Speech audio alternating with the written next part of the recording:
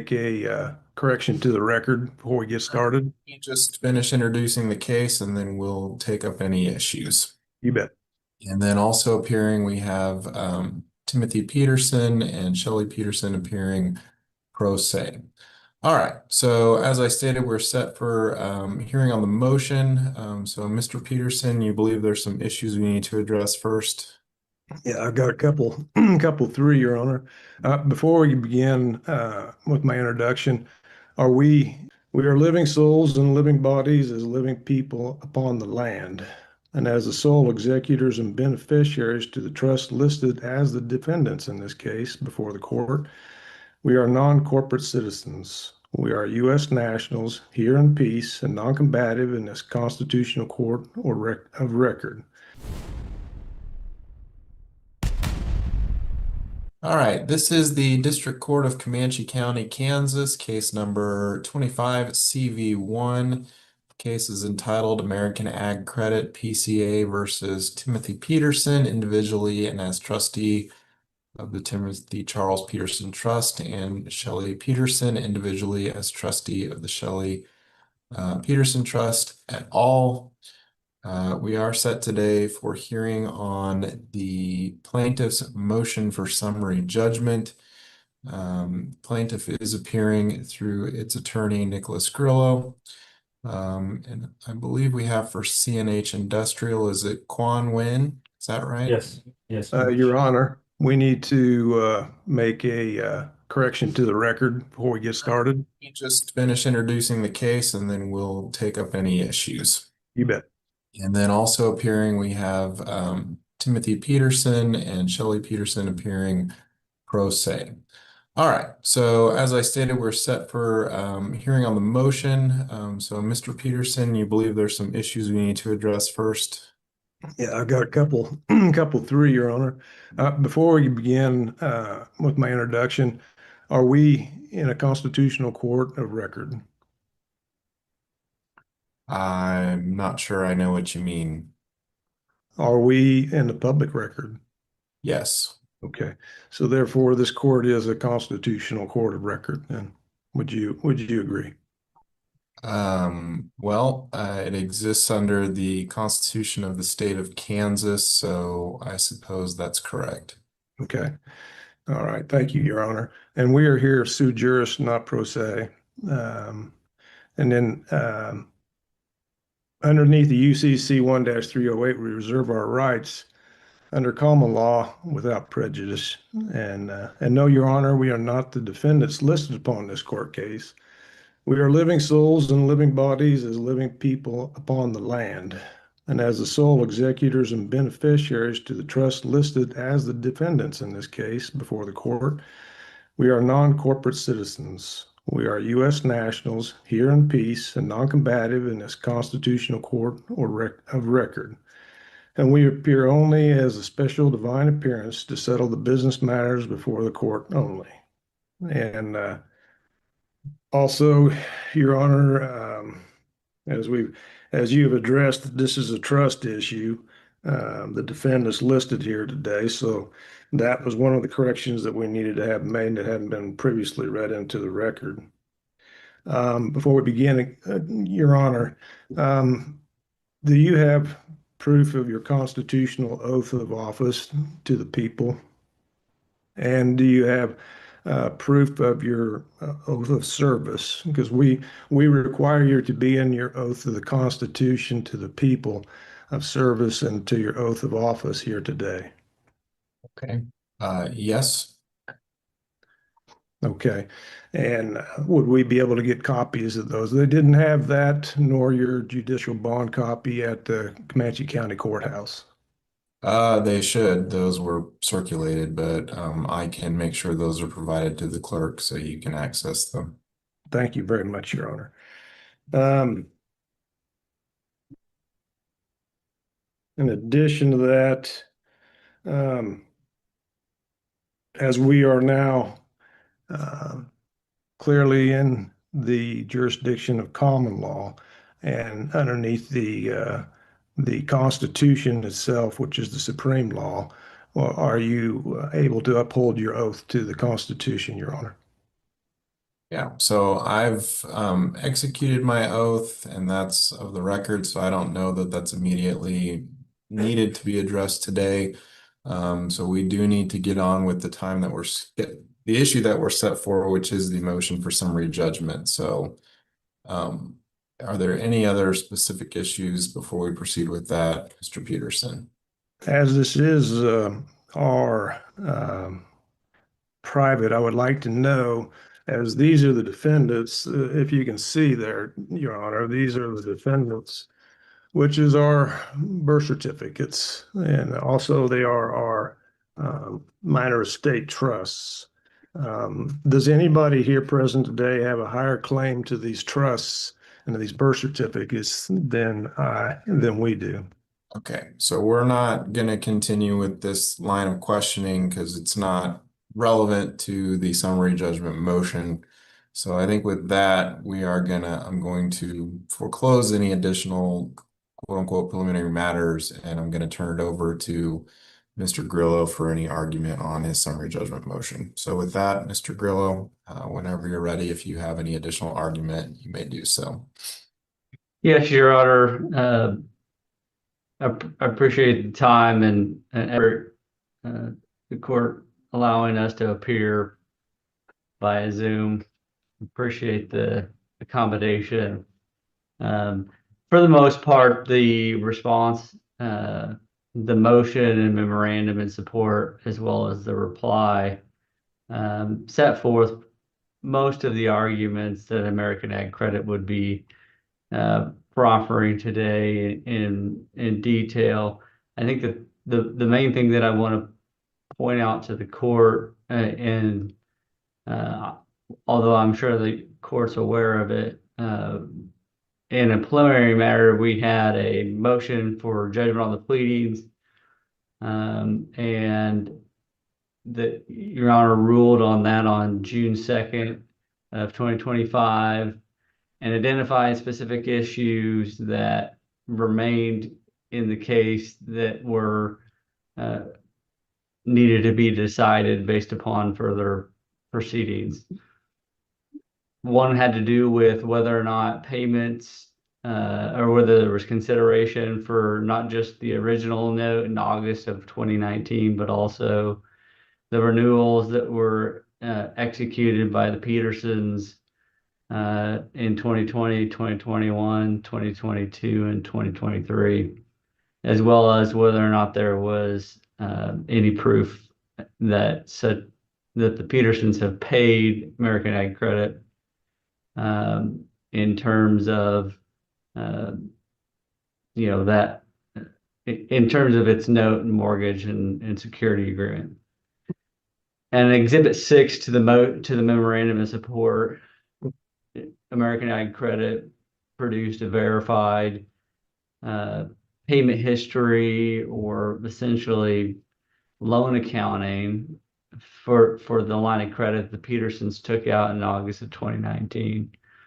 That detail in Exhibit 6 shows all the loan advances that were made, as well as all of the payments that were received by American Ag Credit from the time of the inception of the line of credit in August of 2019 through the non-renewal of the line of credit effective on August 1 of 2024. And I think that shows the detail to the court that payments were made not just from the Petersons to American Ag Credit, but also that loan advances were made to the Petersons throughout the life of the line of credit. And it would be American Ag Credit's contention that shows adequate consideration for not just the original note, but also the subsequent renewals, as well as reflects the lack of payment that was received from the Petersons on American Ag Credit's line of credit So in other words, it specifically addresses the two remaining issues that the court identified, and shows that that everything was supported by consideration and that payment hasn't been made. More importantly, there was no contention in response to Exhibit 6, or no affidavit or other material piece of information or facts that were presented by the Petersons in their response to American Ag Credit's motion for summary judgment that shows that there's a dispute in terms of that payment history. Yeah, objection, Your Honor. They received several negotiable instruments to pay that account in full, and they accepted them, never did return any of those.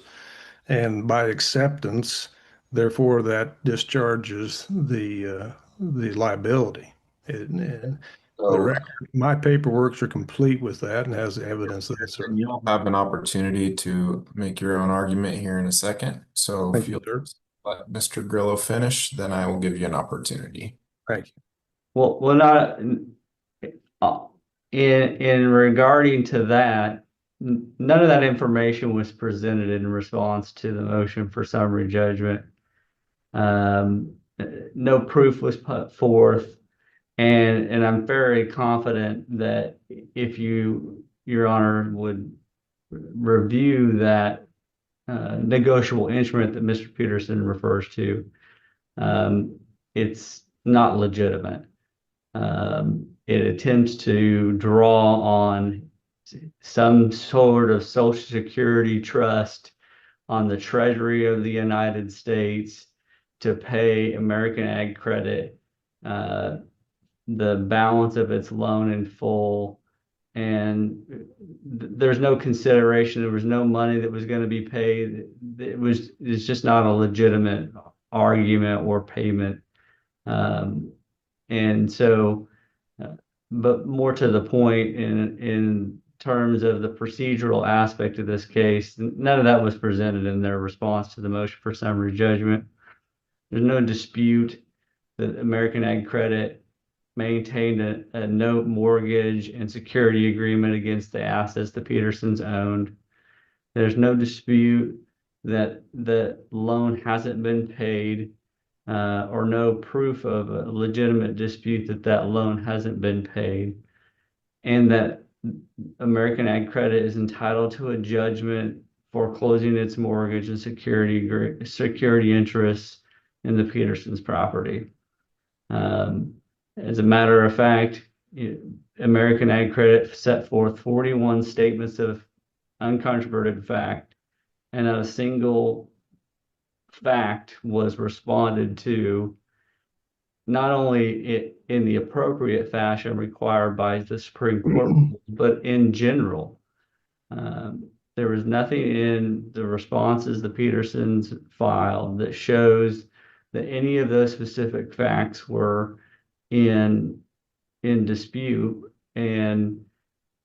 But even then, it's not the court's job to ferret out those items in the record, which is why the rule is the way it has been implemented. And the Petersons were well aware of that rule because they faced the same issue in response to CNHI's motion for summary judgment. So this wasn't a new concept to them, at least in this particular case. And so, Your Honor, I don't see there's any dispute of material fact that exists. I think American Ag Credit is entitled to judgment. There are no affirmative defenses, and there are no issues as it regards to the remaining two items that the court had identified in its ruling, that American Ag Credit is entitled to judgment on those issues. All right, thank you, Mr. Grillo. All right, Mr. and Mrs. Peterson. Now, they did receive these payments that we sent them, and they were not returned, Your Honor. They are writing in their rules and regulations, evidently, that do not apply to the Uniform Commercial Code on negotiable instruments. So their payment was secured. There was no reason to go any further than that. Marbury versus Madison was very clear in its decisions, and that rules, statutories, rulings of even yourself, Your Honor, do not apply to the people. These apply to corporations and non-legal, non-living entities, dead entities, if you will, Your Honor. They do not apply to us here today. But upon that note, and the word note, we do demand presentation of the original note at this time. We've been asking for the note and has been denied time after time from these gentlemen. It needs to be the original note. It must have the original endorsements, the wedding seals. It must have all allonges or any allonge that is attached to it. And if it does not act in their possession, any of these notes, then they have lost the rights to the note, and the note and security follow each other. So at this time, photocopies are not admissible in a court of law. They cannot be used because you could be tried 3 or 4 times for having the same photocopy when in fact they don't have the original. And only the original, and we demand that to be presented at this time, can be honored, Your Honor. Do you gentlemen have the original notes? Mr. Peterson, we are well beyond any discovery demands at this stage in the proceeding. So Sir? I'm not ordering that they're going to be required to produce any additional Oh, documents. sir, that right there is a violation of my constitutional rights. I have the rights to see that. The UCC does not pertain to any of your rules or your regulations or any of that.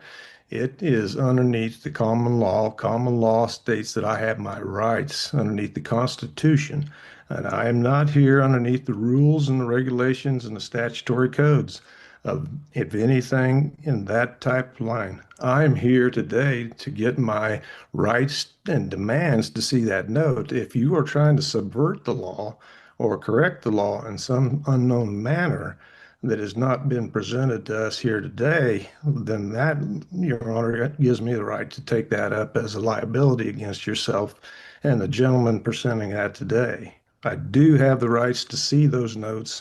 Those notes need to be presented today. I've given them ample time several times, Your Honor, All right. and they accepted that. Okay. And again, I am denying that request and not ordering that that be produced. And at that time, Your Honor, can I then object and that you, Your Honor, and the officers of this courts have entered into rights violations underneath the U.S. 18242 deprivation of rights underneath the color of law? May I enter that into the record, please? Well, I mean, you've just stated it, so I don't need to make a finding. Okay. So, Mr. Nguyen, anything from CNH Industrial? No, Your Honor. All right. Mr. Grillo, anything else from you? Your Honor, the only thing that I would mention is the declaration that Ms. Bailey submitted, verified under penalty of perjury, that American Ag Credit was in possession of the original note, and that it was the holder of that note, number one, and number two, the same Uniform Commercial Code that Mr. Peterson is citing, which is statutory law, not common law, True. indicates that there's a presumption that unless a signature is contested, that they have signed the note and that they are bound by the terms of it. And there's been no contestation under the Uniform Commercial Code or otherwise that Mr. Peterson and Ms. Peterson didn't sign that. The note that American Ag Credit maintains. And so therefore, the presumption is, as a matter of law, that American Ag Credit has the note signed by the Petersons. And so I think that forecloses any issues that Mr. Peterson raised in his comments. Mr. Peterson, anything else? Yeah, that remains in the reverse of what he just said, is wide open. If there remains a note, if it has not been negotiated away by the four banks or whoever they have, then it must be presented. And statutes and codes in the Uniform Commercial Code are actually in place to protect the people from the judges and from the lawyers and such. They are not to be applied to the people. Therefore, I can quote those. And also I can demand those of those people, such as Hinkle Law and Folston Law, and as American Ag Credit, and as CNHI, to present those. If they have already negotiated away those notes, then they've already been paid. Twice, once by me, because the notes were my credit from the start, and the second time through negotiation. If they cannot prove that they have the original note, then they have no honor and no ability to keep asking for additional payments, Your Honor. All right. I appreciate everyone's argument today. I will take the matter under advisement and issue a written order, much as I did with the same one. So I will review everything that has been submitted of record, both in written filing and here today, and get a written order just as soon as I can. So again, I thank you all for everyone's time.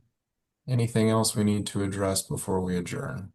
Your Honor, I don't want to belabor this any more than I need to, but there was at least one other matter that was set on the court's docket today, and it had to do with the Petersons' motion for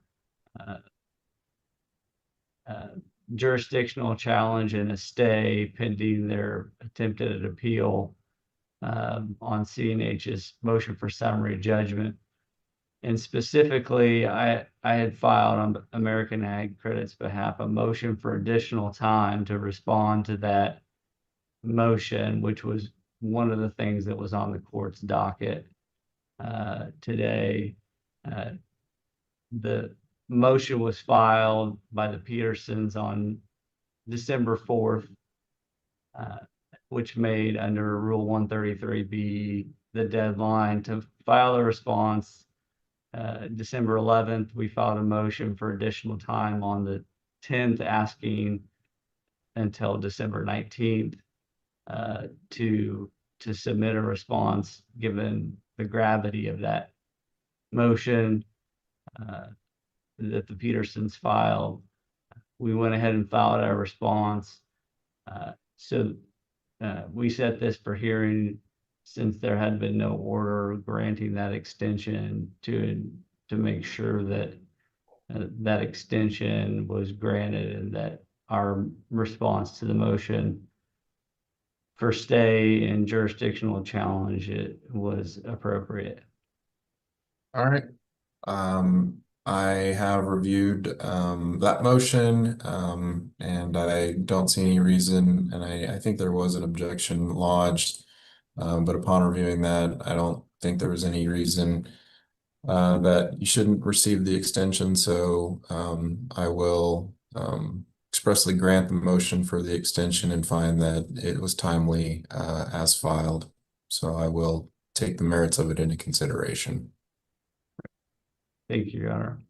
And I guess it's probably appropriate, since we went ahead and had argument today, just to rule on the merits of the request for the stay, and the court's going to summarily deny that and will proceed with the summary judgment motion. Your Honor, I have one more thing before the court. Okay. Timothy and Shelley are here peacefully and non-combatively to accept these charges in case CM 2025-000001 on behalf of the minor state trusts, the all capital Timothy Charles Peterson and the all capital Shelley Renee Peterson that are listed as defendants upon case CM 2025-001 and that are unable to speak as they are legal fictions and creation only. Timothy and Shelley speak for these minor state trusts and living souls with living bodies who have accepted through fiduciary acceptance the right to speak for the defendants and accept, present, and settle all matters before the court in case CM 2025-000001 and in all matters. As Hinkle Law and Associates apparently lacking understanding the law, Timothy asks that you are addressing the debtor as secured party and secured party creditor and not as the third party intervener in this matter, the property. We are asking for, we accept all of the bonds that need to be brought before us for the damages that have occurred to us, and we ask for them to be certified, and we asked for them to be claimed by me and held, and then we will turn it over to the court to settle, discharge, or dismiss all charges and before the matters before the court in honor, Your Honor.